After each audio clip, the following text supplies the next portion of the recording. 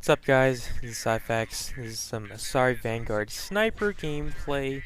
I know, unorthodox, and you might think I'm a bad player for doing this, but trust me, this character is not bad for sniping. Using the Asari Vanguard with the grenades at 8, that might be a surprise. And watch this, throw one, throw two, they're all weak. Throw another one, and we get a kill streak. So, I believe that was at least 7 people with that grenade. I'm not sure if the warp counted. Yeah, I'm using the Asari Vanguard build. Biotic charge. Just your standard setup. I got radius, weapon synergy, and then barrier. I think I have that on all my Vanguards. And then stasis. I have it maxed, but I'm not using the bubble. Instead, I'm using vulnerability. Because I can one-shot the phantoms with the harpoon gun. Before, I was using bubble. Sometimes she would eat the shot and she'd have like 3 bars of health left, but now it's a one-shot every single time in the head. That might have been because I didn't have a sniper rifle AMP3 on, but you know, I'd much rather just have it so she takes more damage. I only use stasis for the phantoms or in situations where I need an enemy stand still. And as you can see right there, stasis grenade unfortunately does not explode stasis. It would be pretty damn nice if it did. But this harpoon gun, man, this is one of those guns where I thought at first it was horrible. You know, why is it even in the game? And then next thing you know, this thing dominates. I have the extended barrel and capacity on. 47 shots is probably too much. And as you can see, that was a fire explosion right there, even though I didn't get the credit for the kill. I'm using instant rounds. I feel like the ammo powers don't do too much, but I wanted incendiary rounds just to enhance the bleed out, because enemies will bleed out if you leave them 1 bar health and they get hit by the harpoon, but it goes faster with the incendiary rounds. And then I'm pretty sure armor piercing doesn't affect it, so you want to use either damage and the scope, which is pretty good against Cerberus. I wanted to actually use it this game, but I didn't. I forgot to put it on, and or you want to use extended mags in case you actually are running out of ammo and you only have it like level 1, because you know the higher level your gun, the more ammo you get. So right here, instead of just getting the object in there, I just wanted to clear out the nemesises and try to weaken up the Atlas. The lift grenade doesn't do too much damage against the Atlas when it's on shields, but in armor, it's pretty damn good. Some pros and cons with the lift grenade, which is basically the Asari Vanguard's bread and butter. You know, of course she has charge and she has stasis, but then these lift grenades are so good, and I can't wait to try them again on the Sentinel with the max grenade capacity. But yeah, like I was saying, you want to go max damage, and for the last one, you definitely do not want to do slam, because most enemies that get hit by your lift grenade won't live to actually slam to the ground. So, even though it doesn't have the best radius, they basically kill any enemy that's on health if they get hit by it. They clear out rooms just as good, if not better, than cluster grenades. They blow up immediately. They don't take funny bounces like cluster grenades. They are amazing. They're probably, I don't know if they're as good as arc grenades, but they are up there with being one of the best ways to just kill infantry to mass victory. And like I said, I have 8 of them right now. You'll see me at a lot of the waves near the end when there's only 1 or 2 enemies left. I'll just start doing laps to try to pick up extra grenades instead of killing the enemy, and then I won't have the time to get the grenades because the next wave will start. And as you can see right there, this gun can shoot through the Guardian shield. Unless you get a mail slot headshot, I don't think it's possible to one-shot him. Well, if you're an infiltrator, you probably can. So the incendiary rounds just made the Guardian bleed out. And for the passive on this character, I picked power and force damage to get that weight capacity bonus, and then for Asaris, you have to pick headshot damage to make it so your stasis will actually count for something. The difference, the 20% extra is enormous. You might not notice it, but it's definitely there. I've always picked headshots. Actually, I think I pick headshots for almost every single character, except for the ex-Cerberus guys who I rarely shoot with. So, headshots are the name of the game for the Asari. So at the start of wave 4, this is when the Phantoms come, or the Ravagers, who's fighting the Reapers, and right here, for some reason, the Guardian shields were extra powerful. They just blocked all 3 of my lift grenades that I threw right there. Normally that won't happen. You know, if you sneak it in there behind them, it'll definitely kill them. But those shields, man, they can block a lot of stuff. When you're getting up, you are invulnerable, so that's why that grenade didn't hit me. Yeah, this character, I mean, this game, I'm pretty sure I got twice as many points as the guy in second. And right there you can see what I can do to a Phantom, and that was very unfortunate. If you biotic charge an engineer while he's putting down a turret, it will destroy the turret, and for some reason the explosion will pretty much take down any character with 1 bar health, and that's what happened to me right there. The Christ A is definitely another good sniper. It obviously blew her to bits right there. Another pro with the Harpoon gun is it has no hip fire penalty. So if you're not a fan of the scope, you can just go around no scoping, and there you go. That first shot was a mail slot, so it can one-shot Guardians, even though it is pretty difficult. I'd have to say the only con with this setup is Atlases don't go down too quickly. As you can see right here, I throw 2 lift grenades and I don't even do a bar of shield damage. The Harpoon gun is probably the worst sniper to take out an Atlas. I mean, even the Incisor with stabilization mod would take out an Atlas faster than the Harpoon gun. But that being said, of course, it destroys all infantry, and the lift grenades right there, even though I'm throwing them at the Atlas, it has a very decent radius, and it destroyed all of the infantry near it. And of course, this would have been faster if we had somebody with an infiltrator actually using a good sniper versus Atlases. It could have been one-shotted by Javelin right there, but you know, that's alright. Got them both. They're done. Cleared out that spawn point. On to the next one. Right there, I actually did this neat little trick. I charged the Harpoon gun, and then if you have a charged weapon and then shoot, and then charge, your charged weapon will go off. And right there, I had my reticle centered, so I hit the guy with the shot, and then the charge hit him, so I did twice as many damage, and that made the 3rd shot, which finished him off, much easier. And this guy is in a horrible position. There's 2 Alices in that room.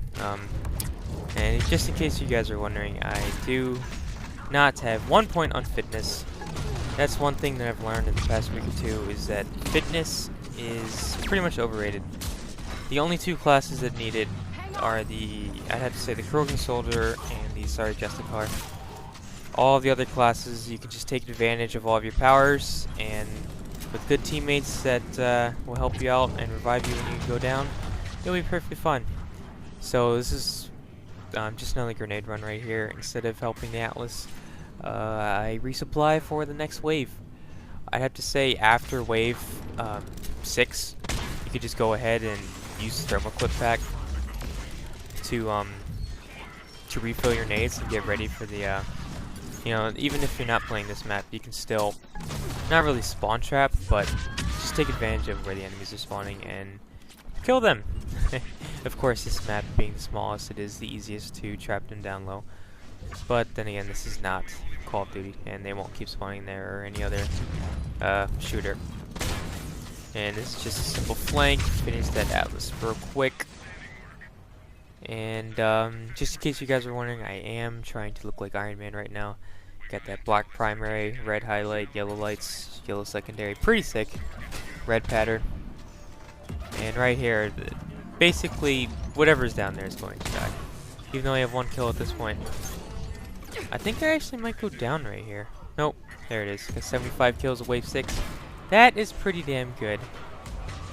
And throw another grenade just to try to finish those nerds off, and I think they're still alive. For some reason during target waves, it's very easy to get distracted. Enemies are spawning everywhere. You don't always go for the right one. I mean, I'm showing exactly what I hate people do right now. Right here, I use an OPEC and get absolutely slain by the Phantom. My shields didn't even fully regenerate, and she one-shotted me with the... She either one-shotted me and she got help, or she two-shotted me with Palm Blast. I mean, that was ridiculous. And I'm pretty much convinced that even if I had points on fitness, that it wouldn't have mattered and she still would have destroyed me. Right there, sometimes this gun just acts like it doesn't want to register. And the enemies will be in stasis, and your shot will go directly through them. That was pretty much a perfect example. I do not miss. It'll even happen, I think it happens at the end of wave 9 or 10. There's this Centurion in cover, and I shot him so many times, and he wasn't even taking damage. It was pretty interesting. And there's my boy Wrath, just getting 25 kills. Right here, if you have enough missiles, this is when you can really speed up the gameplay. Basically, you stand where I was, and you go down there, and you shoot a missile. It'll kill. Sometimes there'll be 2 bosses there. There'll be 2 phantoms there, and a couple troopers. It's a kill streak basically every single time. But I don't do it because I always have less than 10 missiles, and I like to save my missiles for the 10th wave, because that's basically the only wave that matters to me. It's how I've gotten so many damn credits in this game. 10th wave is where the money's at. So, unless I'm playing with people and we're like trying to not really speed run, but just get quick games in, I won't shoot the rocket right there. And as you can see, this is the difference between right hand and left hand. If I had right hand advantage, he wouldn't even be able to hit me, but right there in the beginning, he almost took me out. This is pretty interesting right here. I hear the Phantom like talking, whatever. I throw a lift grenade, I see a random glimpse, and bam, sniper while she's invisible. I thought that was pretty sick. And then since there's an Atlas right there, we're just gonna try to clean up the infantry. I'm trying to get a game where I get 75 gun kills and then 50 either biotic or tech kills. I've come close quite a few times. I think this game, I'm gonna get 50 biotic kills pretty fairly. Oh, pretty soon. Here's another quad freaking lift grenade feed. And I got about 60 harpoon gun kills. I probably got like somewhere next to 70 biotic kills. I've come very close with the Jarrell adepts, just spamming cluster grenades. I don't know if it's, I'm sure it's been done, but I think that would definitely be an accomplishment. Of course, it would be much easier to do in a 1v or in a 1-person run or a 2-person run, but 4-person run with decent teammates, it would be very, very, very hard. And right here, instead of, well, never mind, they are all right here. I'm not sure why the Phantoms took so long to turn the corner. You know, I just saw the 3 Nemesises, so I thought it would be an easy cakewalk down there to the Atlas, but those Phantoms are trolling, and because they're trolling, they got double lift grenaded. And right here is just another case of showing how bad the Harpoon gun is. So I'm going to leave that Atlas to the Asari Adept that's on our team, who really wasn't really even shooting at all. For some reason, I played with a lot of people who play the Asari Adept, and they just warp and throw. It's much better to warp, shoot, and then throw. You would do a lot higher damage, and to try to save Wrath right here, I missiled the Atlas, and then I knew the explosion was going to stagger me, so I waited for that, go to revive him, and boom. I think the patch made it so you couldn't revive teammates or get up once that bar was gone. Before, the bar would be gone, you could still get revived, but they definitely fixed that. I've definitely noticed that. And this Centurion is like trolling. He throws a grenade and walks over it, and somehow still alive.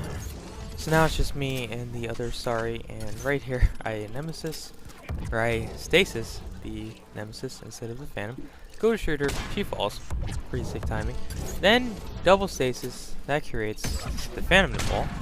Then there's another Phantom by the Asari, and I missed the Stasis. Just not too good right here, but you know, still alive.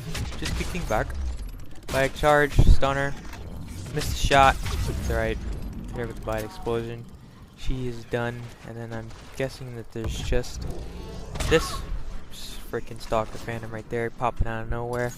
Run into the safe room so the Atlas can't rocket me, and this is what I was talking about. 1 shot, 2 shots, 3 shots, it's just nothing's working right here. Look at this, I cannot hit him. This will happen with this gun. I think the a pretty decent substitute to this gun. Well, actually, watch this. This Centurion starts glitching pretty good.